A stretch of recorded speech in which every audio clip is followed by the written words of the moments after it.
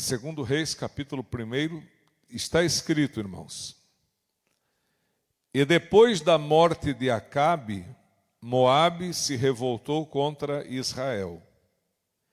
E caiu Acasias pelas grades de um quarto alto que tinha em Samaria, e adoeceu. E enviou mensageiros e disse-lhes: Ide e perguntai a Baal-zebube, Deus de Écron, se sararei desta doença. Mas o anjo do Senhor disse a Elias o tisbita: Levanta-te e sobe para te encontrares com os mensageiros do rei de Samaria. E dize-lhes,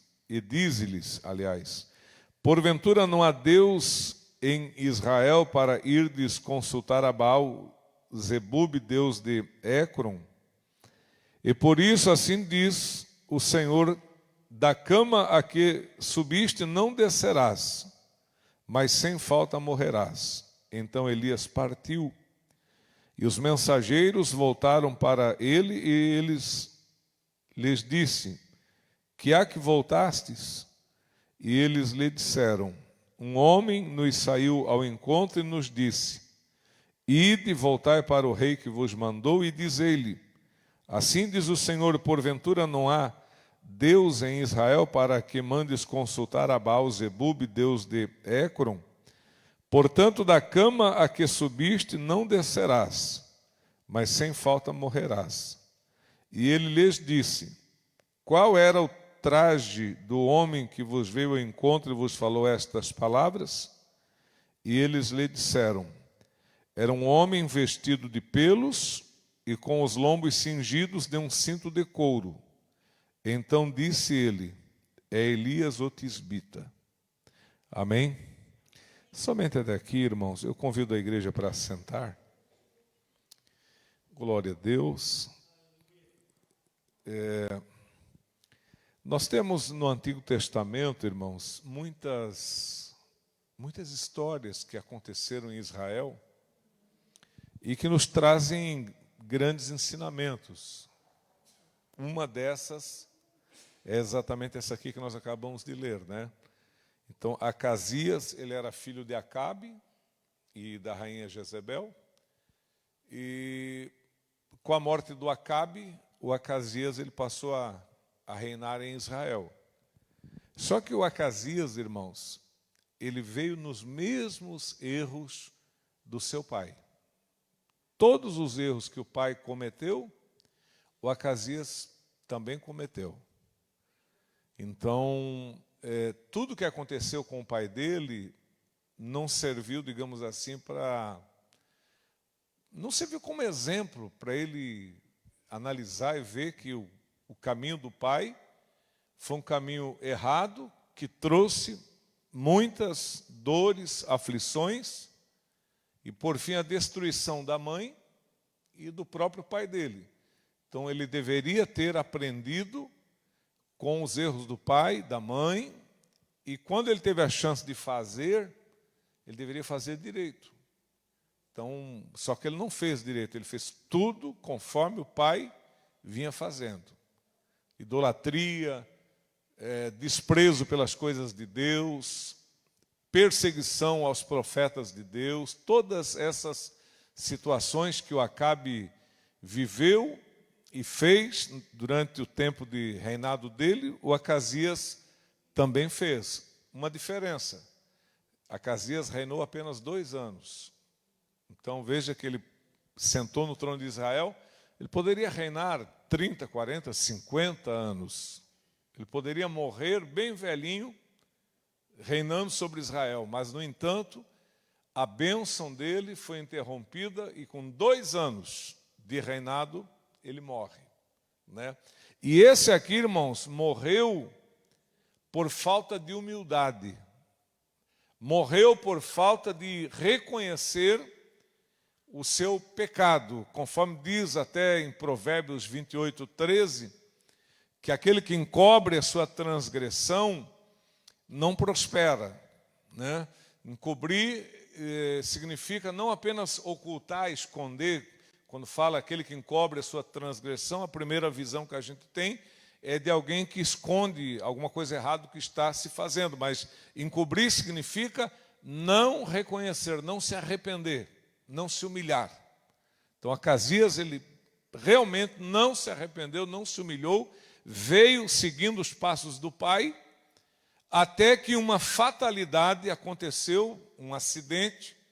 Nós não sabemos aqui, a Bíblia Sagrada, ela não esclarece como foi a queda, mas ele caiu lá conforme diz aqui, ele caiu de um quarto alto lá da sua casa, e essa queda, ela acabou provocando algum ferimento, provavelmente interno, né?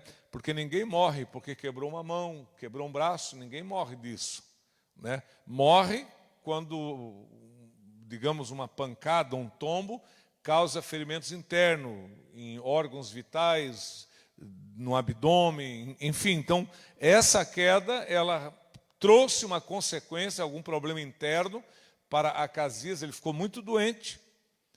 E quando a pessoa está doente, irmãos, ela tem dois caminhos: consultar um médico, que não é pecado, né? Você não vai ver na Bíblia, em nenhum momento, Deus desencorajar a pessoa a procurar o médico. Pelo contrário, em Daniel 12, versículo 4, diz que a ciência se multiplicaria. Então, a ciência, ela teria um crescimento, um conhecimento grande, iria avançar. E hoje a ciência, ela realiza muitas coisas boas. A ciência, né, com a sabedoria que Deus dá, ela tem salvado a vida de tantas pessoas, né? Através de tratamentos, através de cirurgias, através do conhecimento médico, muitas pessoas têm sido salvas, e isso é um dom de Deus também, que Deus dá sabedoria para que as pessoas, né, consigam descobrir formas, meio de tratamento, de operar alguém e resgatar a vida, tirar elas daquele estado enfermo e trazer novamente para a saúde. Ou a pessoa procura um médico, ou ela busca o Senhor. Mas, pastor, e pode procurar um médico e buscar o Senhor também? Claro que sim. Vamos entender, irmãos, que tudo aquilo que estiver ao meu alcance, Deus não faz. Quem consegue entender, diga amém. Por isso é que Jesus mandou Marta tirar a pedra. Na hora de ressuscitar a Lázaro, havia um impedimento. O impedimento era uma pedra grande que estava lá fechando a boca da sepultura, e que se Jesus ressuscita Lázaro lá dentro, ele não consegue sair para fora. Ele morre lá dentro de fome, de inanição, de falta de ar, porque a pedra estava removida. Então, ressuscitar Lázaro com a pedra ali, irmão, não tem como. A pedra precisa ser removida. Só que essa pedra removida é uma tarefa que os homens podem fazer. Então Jesus não pede para que o anjo remova a pedra, não pede para que o pai remova a pedra. Imagine Jesus orando: Senhor, remove a pedra que eu quero ressuscitar o meu amigo Lázaro. E Deus ia dizer: mas o que esse monte de gente está fazendo aí? Por que não vão lá e não removem vocês?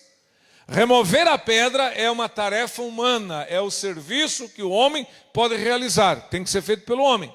Ressuscitar o morto, aí a única pessoa que pode fazer isso é Jesus. E Jesus tem propósito de ressuscitar Lázaro. Jesus veio a Betânia, não foi para passeio.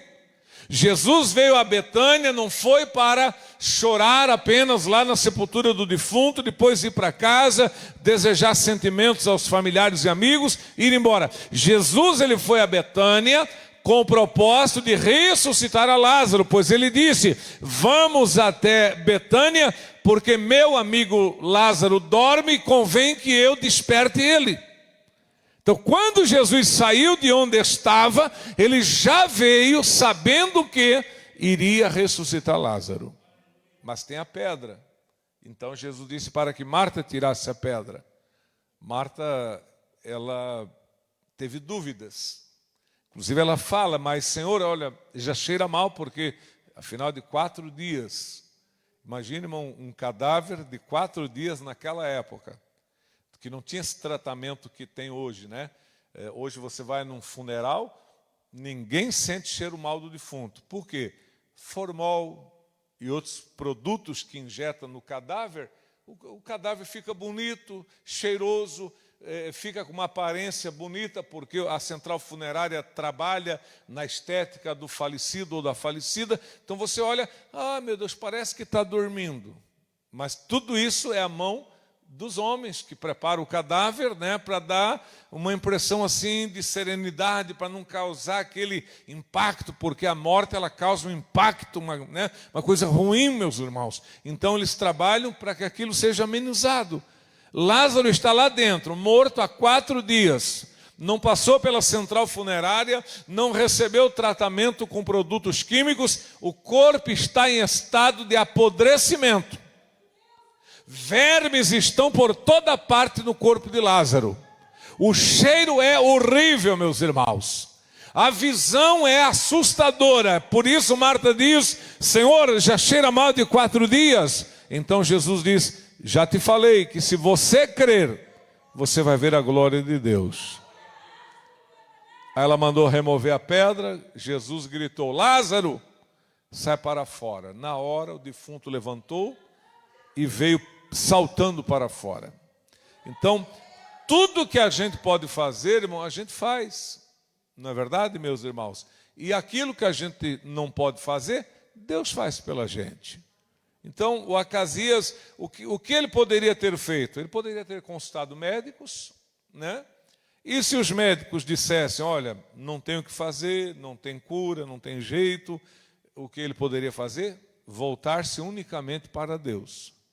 E ele poderia consultar o médico dizer, olha, nós vamos tentar, talvez haja cura. Ele deveria agradecer a Deus pelo diagnóstico, pela tentativa da medicina e se apegar com Deus também. Irmãos, com certeza o final dessa história seria diferente. Olha, para os irmãos terem uma ideia, houve um rei chamado Rei Asa. Vocês lembram do que esse cara morreu? Alguém lembra do que o Rei Asa morreu? Ele tinha uma enfermidade. Aonde era a enfermidade? Não era lepra. Ele tinha uma enfermidade, sabe onde? Alguém lembra? No pé. Olha só, uma enfermidade no pé. Talvez ele até subestimou a enfermidade no pé, né? Falou, o pezinho está doente, mas está um pouquinho vermelho, aí tem uma feridinha e tem uma dorzinha, mas você não vai ser nada. Para que Deus? Pois olha, irmão, a Bíblia diz que ele morreu porque na sua enfermidade não buscou a Deus. Posso até ler aqui para os irmãos. Está bem explícito. O rei Asa morreu porque na sua enfermidade não buscou ao Senhor.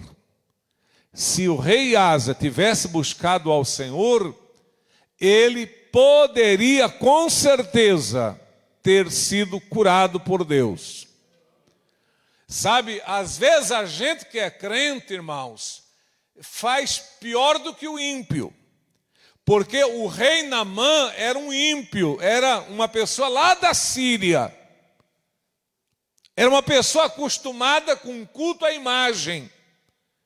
Mas quando ele viu que os deuses da Síria, deuses de pau, de barro, de madeira, não puderam fazer nada por ele, ele foi buscar a ajuda do verdadeiro Deus, irmãos. E aquela lepra que deveria ser a doença que levaria ele para a sepultura, para a glória de Deus, ela foi curada pelo Senhor. Então, Deus, ele pode mudar a história de qualquer um, meus irmãos. Quem crê, diga amém, Jesus. Qualquer um. Mas qual é o segredo, pastor? O segredo, na verdade, não é segredo, porque está bem revelado, é buscar o Senhor. Né? Eu acho que é Jeremias 23, versículo 29. Buscar-me-eis e me achareis quando me buscardes de todo o vosso coração. Promessa, se vocês me buscarem de todo o vosso coração, vocês me acharão. Deus promete. Aí o Acasias ficou doente, né, irmãos? E aí, o que ele faz? Ele manda os mensageiros dele ir, sabe aonde? Lá na capital dos filisteus, né? A cidadezinha chamada Écron, ou Ecrom, não sei a pronúncia exata, né? Tem coisa que a gente pronuncia errado e é mais gostoso do que pronunciar certo. Na verdade, a gente lê Samaria, mas se a gente for ler certo é Samaria. Mas todo mundo lê Samaria, mas o certo é Samaria. Mas qual que é melhor falar, Samaria ou Samária? Samaria, né? Então, a língua portuguesa, você dizer que isso aqui está certo, que está errado, é meio complicado. Mas assim, ele manda os mensageiros dele lá na capital dos filisteus, porque lá tem um deus de pau, chamado Baal-zebub. Agora, o significado de Baal-zebub é assustador. Porque Baal é senhor e Zebub é mosca. Então, ele foi consultar um ídolo, um deus, chamado Senhor das Moscas. O que um cara desse espera receber de um Deus que o nome dele é Senhor das Moscas? O nosso Deus, irmãos, ele tem cada título bonito, né? El Shaddai, Todo-Poderoso, significado. Jeová Nissi, o Senhor é a minha bandeira. Jeová Adonai, ele é o Senhor. Jeová Rafá, ele é o Deus que cura. Jeová Jiré é o Deus da provisão. Olha os nomes do nosso Deus, sem falar no seu Filho. Maravilhoso, conselheiro, Deus forte, Pai da eternidade, príncipe da paz, Alfa e Ômega, estrela da manhã, Rei dos reis, Senhor dos senhores. Não é verdade? E aí o cara deixa de buscar um Deus lindo e poderoso como esse Deus, para buscar quem? O Senhor das Moscas. Bom, não me causa espanto quando eu vejo alguém com a boca cheia de farofa, né? Charuteando, com um cachimbo no canto da boca, falando palavras esquisitas. Cada Deus que esse povo busca, não é verdade, irmãos? Deus que entuxa as pessoas de cachaça, de cigarro, de charuto, uns nomes feios, né? É sete saia, é não sei o que lá da mulambo, é a mulambaiada do inferno, irmão. Irmão, o nome para se buscar é Jesus Cristo, meus irmãos. Esse tem todo o poder do céu e na terra. Esse sim deve ser buscado. Não faça igual a Casias, né? Vai lá, pergunta para o Senhor das Moscas. Mosca gosta de posar em cadáver mesmo, né? O cara já está buscando o que não presta. Vai lá, pergunta para Baal-zebub se eu vou sarar dessa doença. Aí Deus, que conhece tudo, falou para Elias: olha, o perturbado lá mandou os mensageiros ir lá em Écron perguntar para Baal-zebub se ele vai sarar ou se ele vai morrer. Ó, seguinte, vai ao encontro e já avisa lá que da cama que ele subiu, ele não vai descer mais. Eu posso preparar para morrer. Por que ele não buscou a Deus? Olha como Deus sabe de tudo, irmãos. Aí Elias ficou lá numa posição estratégica, os mensageiros vêm vindo. O Elias disse: oh, parado aí, vocês estão indo para Écron, conversar lá com o pessoal sobre a saúde do rei de vocês, consultar Baal-zebub. Escuta, foi aí que Elias perguntou: porventura não há Deus em Israel? Né? O Naamã da Síria vem para Israel para ser curado.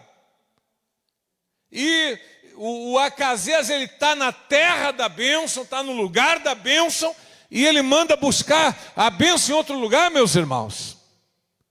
É igual essas pessoas que deixam a casa do Senhor, que é lugar de bênção, meus irmãos. Eu quero um conselho. Vem para a casa de Deus que tem conselho. Eu preciso de uma bênção. A casa de Deus é lugar de bênção. Eu preciso de uma palavra. A casa de Deus tem a palavra que você precisa. Aqui sim, meus irmãos. Deixa de ser guiado por vozes estranhas, né? Consultar coisas e lugares aí que Deus abomina. Então Elias disse: escuta, não há Deus em Israel, por que é que vocês estão indo lá consultar Baal-zebub? Por causa disso, assim, fala para o rei que a cama que ele subiu, ele não vai sair mais dela. Eles voltaram, aí o rei ficou espantado, né? Ué, o que deu que vocês já voltaram? É que nós encontramos um homem e ele disse que a gente não precisava ir, que deveria voltar, e que Deus disse que da cama que o senhor subiu, o senhor não vai descer mais, o senhor vai morrer. Foi aí que o rei disse, mas como é que era esse homem? Ah, ele se vestia de pelos, né, no vestido de pelos, e ele trazia um cinto de couro assim no lombo. Pelo jeitinho de se vestir, o rei sabia quem era. Amém? Que quem sabe que a roupa é muito importante. Importante. Ah, pastor, roupa não salva. Claro que roupa não salva. Mas a roupa de quem é salvo é diferente daquele que não é salvo. Eu nunca preguei que a roupa salva. Nunca. E também nunca vi ninguém pregar que roupa salva. Mas eu entendo que o salvo, ele usa uma roupa diferente do não salvo. Né? Por quê? Porque nós temos o nosso corpo como templo do Espírito Santo. E o homem e a mulher de Deus, muitas das vezes, irmãos, ele é conhecido até pela forma de se vestir. Né? Então, como é que ele se vestia? Um vestido de pelos e ele tinha um cinto assim cingido no lombo. O rei disse, opa, esse é Elias de Tisbita. Irmão, como Elias falou, aconteceu. Acasias morreu, irmãos. Amém? Acasias não resistiu à enfermidade. Teve um reinado curto de apenas 2 anos, uma coisa rápida, passageira. Não deu tempo nem de fazer assim, irmão, muita coisa, nem para o bem e nem para o mal. Por quê? Porque foi rápido o negócio. Né? O único que poderia dar a vida a ele abandonou, virou as costas. O único que poderia fazer o milagre acontecer na vida dele era o Senhor, e ele virou as costas para Deus. Que isso sirva de exemplo a mim, aos irmãos, aos ouvintes que estão acompanhando essa transmissão nessa noite. Não vamos arredar o pé da presença de Deus. Vamos insistir, orar, buscar, porque Deus pode sim resolver o nosso problema. Lembrando aqui, até para não alongar muito, é aquela passagem de Lucas 18, a viúva e o juiz iníquo. Né? Iníquo quer dizer um juiz injusto, uma pessoa que não faz justiça. Ele é pago para fazer justiça, ele está sentado no trono para fazer justiça, ele deveria ser referência na justiça, mas ele é injusto, ele é iníquo. E a viúva, ela tinha uma pendência, e a única pessoa que poderia solucionar o problema para ela era o juiz. Mas o juiz era injusto, iníquo. E ela não tinha resposta positiva, favorável. Só que Jesus disse que ela veio, e insistiu e perseverou, até o dia que o juiz, já cansado, ele falou, não temo Deus, não tenho respeito pelos homens, mas como essa viúva me molesta, vou lhe fazer justiça. Amém? Ele fez justiça não é porque ele era bom. Ele fez justiça não é porque ele era justo, mas é porque ele estava sendo incomodado pela viúva. Já escutou aquele ditado popular, irmãos, que água mole tanto bate em pedra dura que um dia fura. Não é verdade? Todas aquelas rochas ali à beira do mar, elas vão sofrendo o desgaste, e incrível, o desgaste provocado pela água. A onda vai, a onda vem, a onda vai e a onda vem, e a força da água, a perseverança da água, a insistência da água, ela vai mudando a geografia ali, né? Os desenhos, vai causando desgaste na pedra pela insistência, pela perseverança. E assim foi a viúva. Ela obteve a resposta da parte do juiz, não porque o juiz era bom, porque o juiz se arrependeu de não fazer o que era direito, mas porque ela insistiu. Foi aí que Jesus disse, escutem o que o injusto juiz está falando. E Deus não fará justiça a quem vocês lembram? Aos seus escolhidos. Sai daqui hoje sabendo que você é um escolhido, uma escolhida de Deus. E Jesus diz, olha, se o juiz resolver o problema dela, por causa da insistência e da perseverança dela, Deus não vai fazer justiça aos seus escolhidos, irmãos. Irmão, Jesus Cristo te ama. Ele vai te abençoar porque Ele te ama, não é porque você ama Ele. É igual o caso de Lázaro. Jesus ressuscitou Lázaro, não é porque Lázaro amava, mas é porque Jesus amava Lázaro. Amém, meus irmãos?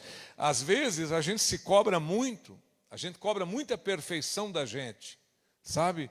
Então, é ruim isso, não é, digamos, tão ruim, mas também não é tão bom. Porque às vezes nós queremos cobrar uma perfeição e perfeição humana não existe. É aquilo que fala em Eclesiastes 7, versículo 16. Não queira ser demasiadamente justo.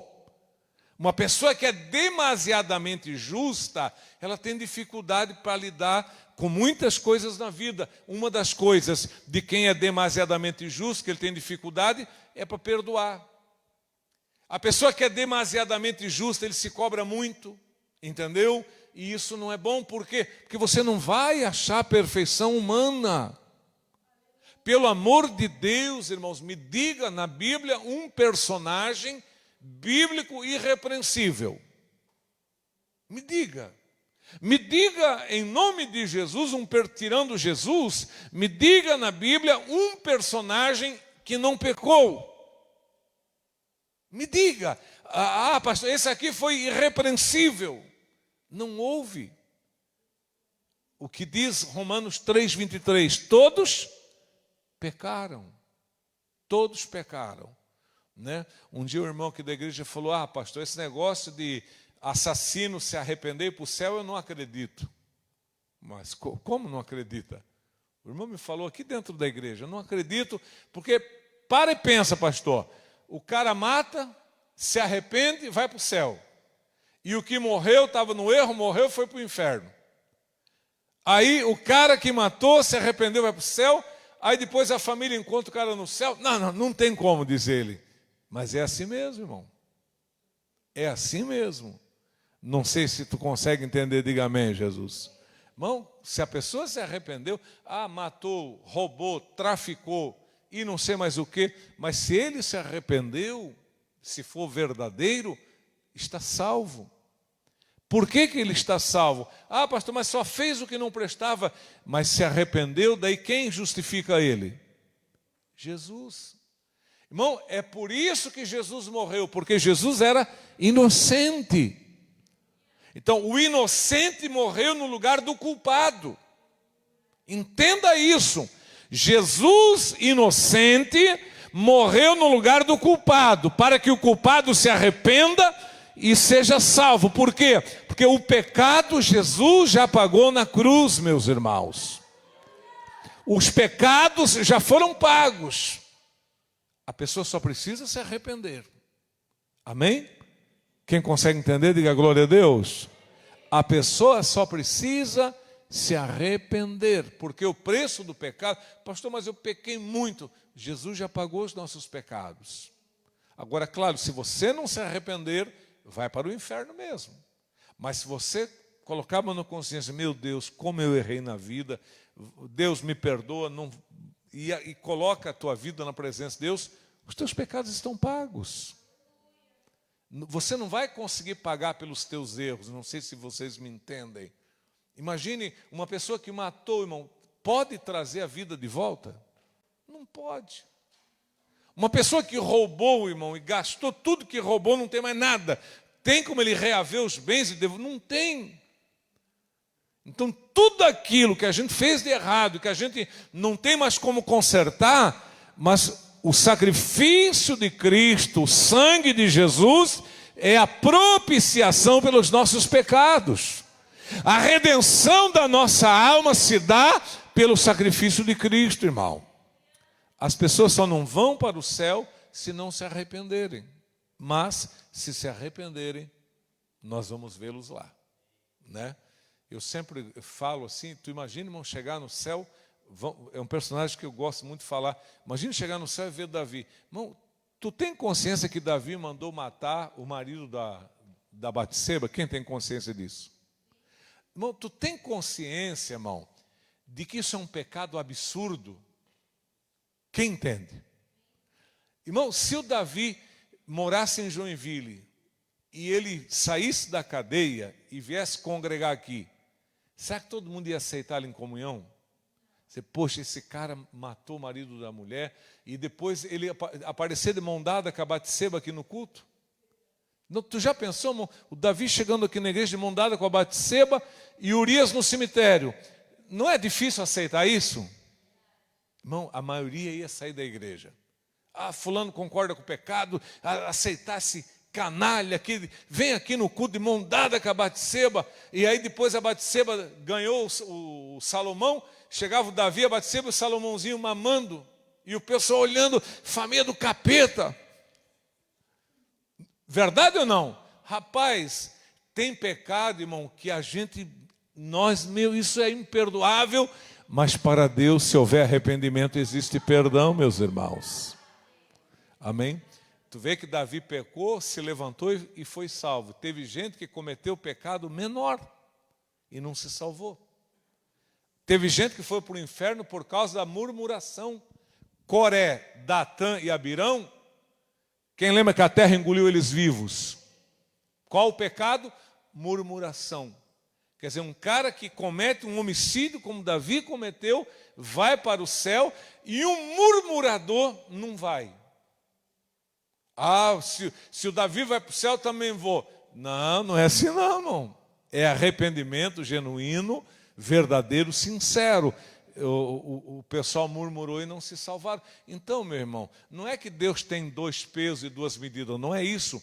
Entenda o seguinte, irmão, Deus não faz seleção tipo pecado, pecadinho e pecadão. A Bíblia fala de pecado, sim ou não? Alguém já leu na Bíblia pecadinho? E todos cometeram pecadinhos. Ou então, fulano cometeu um pecadão. A Bíblia fala de pecado. Murmuração é pecado, adultério é pecado, né? Desonrar pai e mãe é pecado, roubar é pecado. Então a Bíblia fala de pecado. E está escrito, todos pecaram. E o salário do pecado é a morte. Mas o sacrifício de Cristo é o pagamento pelos nossos pecados. Sabe, irmão, é deixar você com a tua ficha limpinha. A Bíblia chega a dizer, o apóstolo Paulo disse que ele rasgou o quê? Lembra? A cédula que era contra nós. Havia uma cédula lá. Fulano roubou, fulano traficou, fulano adulterou, fulano bebeu, fulano brigou, fulano andou na feitiçaria. Quando Cristo morreu, a cédula escrita contra nós foi rasgada. Glória a Deus. Quem aceita Jesus, nova criatura é, meus irmãos. Aleluia!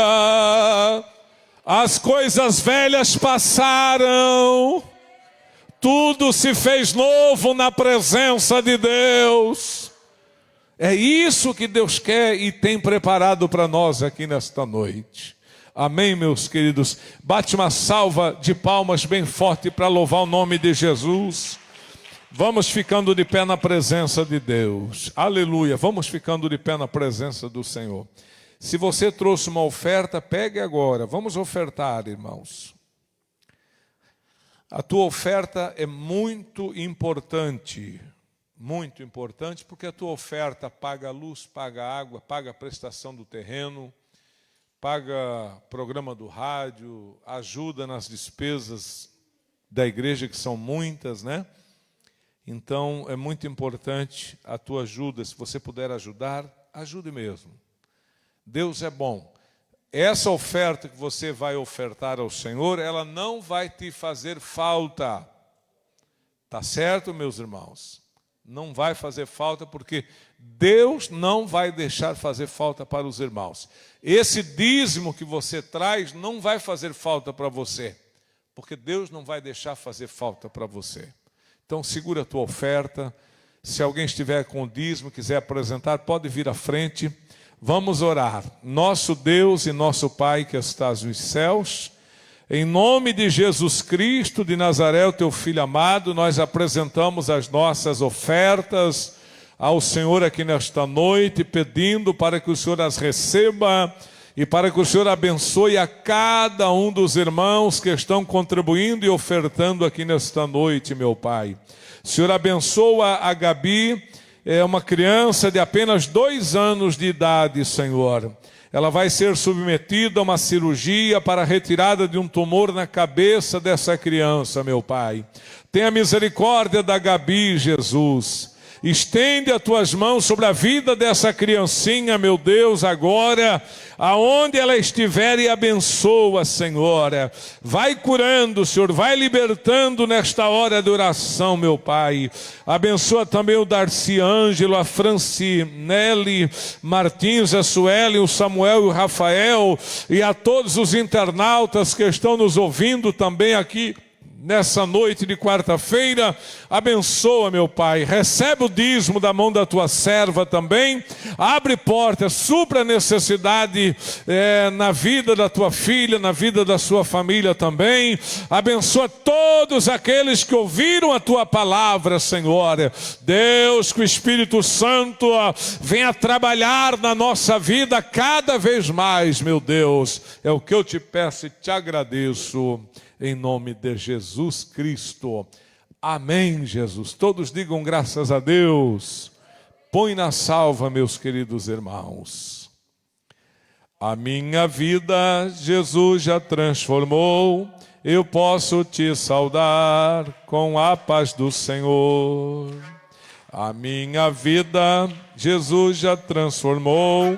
Eu posso te saudar com a paz do Senhor.